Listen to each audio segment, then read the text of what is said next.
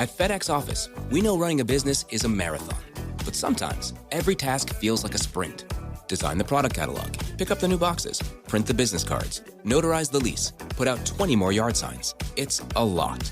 Luckily for you, FedEx Office is here to help turn your ideas into reality, so you can stop running yourself in circles and start concentrating on the important things, like deciding what's for lunch. Visit your nearest location or office.fedex.com to get started. FedEx Office. This is Optimal Finance Daily, episode 2370. Life Without Cable. Start saving more money today by Michelle Schroeder-Gardner of MakingSenseOfSense.com. And I'm your host and personal finance enthusiast, Diana Merriam. Welcome back to Optimal Finance Daily, where every day I read and offer commentary on some of the best personal finance blogs on the web in about 10 minutes or less. And with that, let's get right to it as we optimize your life. Life Without Cable. Start Saving More Today by Michelle Schroeder-Gardner of MakingSenseOfSense.com. A few months ago, we finally got rid of cable. Since cutting cable out of our lives, we haven't missed it one bit. We're still watching all of our favorite shows, we can still watch the news, and we don't feel like we're missing out on anything at all. There has only been one time when I wish we still had cable, and that was so I could watch the newest season of Walking Dead. That will eventually come out on Netflix though, so I can wait for that, no problem at all. According to NPD Group, a market research company, the average monthly cable bill in 2015 is expected to be $123. By the year 2020, the average cable bill is expected to be around $200 a month. That's a lot of money. That's $1,476 for 2015 alone. By 2020, the average annual cable bill would then be $2,400. I know of many people who spend much more than this as well, such as someone who recently told me that they spend over $300 a month on their cable bill. While that may seem crazy to you, I've heard of many people who pay this much money and sometimes even more for cable. By learning how to cut cable, you could save thousands of dollars over your lifetime. That money could be better spent on retirement, traveling, family, and more. Following are different areas that some of you have wondered about when it comes to cutting cable. Continue listening to learn how to cut cable today. Cutting cable is easy with a digital antenna.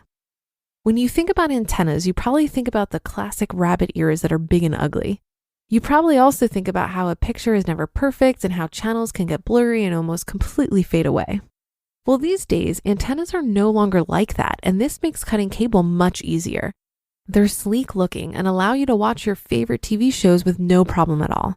There's no monthly cost, just a small upfront cost to buy the antenna.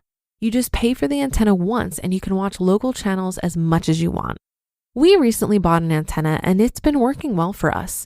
It's an indoor one that sits behind our TV. There's no ugliness that goes along with it and you can't even see it. The antenna gives us around 14 channels and they're all of great quality.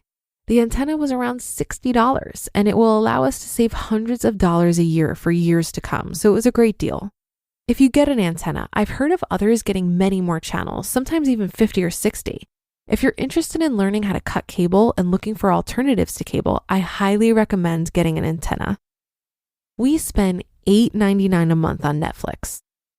The only thing we spend money on monthly after cutting cable is Netflix. I can watch everything I want because of Netflix, and it's nice because I don't have to watch commercials or wait to see what happens after a cliffhanger. The only bad thing about this is we're watching a little too much Netflix. We've watched whole series of shows already, but luckily we're getting a little better with controlling ourselves.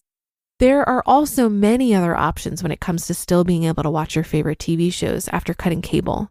You could get Hulu Plus, Amazon Prime, pay for the episodes you want to watch individually, and more. There are tons of options out there. We don't watch sports, so cutting cable was an easy decision. Many people have asked, oh, but what are you doing so that you can watch sports? Figuring out how to cut cable and whether it would work for us is easy since we don't watch any sports on TV. It really is that simple. How much money are we saving? We aren't saving a ton of money, I'll be honest and say that. However, it was money we were just wasting though. And it was very rare whenever we did watch a TV show that wasn't on a local channel or on Netflix. This is the main reason why we decided to get rid of cable, as it was useless and just another bill that we didn't need in life.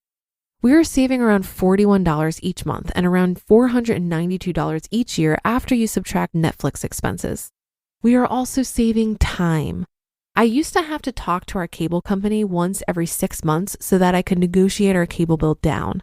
Our cable companies seem to have a $10 or $20 increase a few times a year, and that's just insane. If we would have never negotiated, I'm sure our monthly cable bill would have been in the $100 or $200 range. You just listened to the post titled Life Without Cable, Start Saving More Today by Michelle Schroeder-Gardner of MakingSenseOfSense.com. This episode is brought to you by Sol de Janeiro. At Sol de Janeiro, touch isn't just for screens. Physical connection is so essential to how we communicate. It's infused in everything we offer. Scents so irresistible, PDA is guaranteed. Textures are so luscious, skin is huggable. Get into a Sol de Janeiro state of mind. Receive 10% off on your first order on soldejaneiro.com, plus free shipping with the code SOLDEJaneiro10. This episode is brought to you by FX's Justified City Primeval. Based on the best-selling Elmore Leonard novels, Timothy Oliphant is back as Marshall Raylan Givens. His hair is grayer and his hat is dirtier. A chance encounter sends him to Detroit, where he crosses paths with the Oklahoma Wildman, a violent sociopath, and his powerful defense attorney who finds herself caught between cop and criminal. FX's Justified City Primeval premieres July 18th on FX. Stream on Hulu. I'm going to share something with you that might come off a bit obnoxious. I've never had cable my whole adult life. I also, wait for it, have never owned a TV until a couple months ago. Mind you, I've had some roommates who have had TVs, so it's not like I've never lived with one. And I do have Netflix and Amazon Prime for when I really want to watch something, but I'm already regretting buying that TV. It was cheap, so it's not about the money, and I don't think the cost of cable is all that terrible. Michelle said it herself. She's saving less than $500 each year.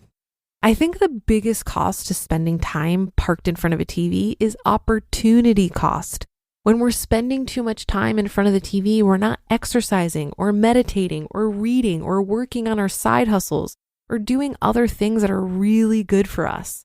It's a very passive form of entertainment and relaxation, and I do enjoy it from time to time. But I've noticed that when I watch too much TV, it makes me feel like my brain is melting. So while this is a podcast about money, I'd say the cost of this activity is not the issue here. Time is much more valuable than money because it's a resource that doesn't replenish. You can never get more time. So do you really want to spend it watching TV? And that's another weekend edition of Optimal Finance Daily in the books. Thanks so much for your support and for listening every day, of course. Have a great rest of your weekend if you're listening in real time. Don't go anywhere though, because our weekly bonus episode is live now. So stay tuned and I'll see you in just a second where your optimal life awaits.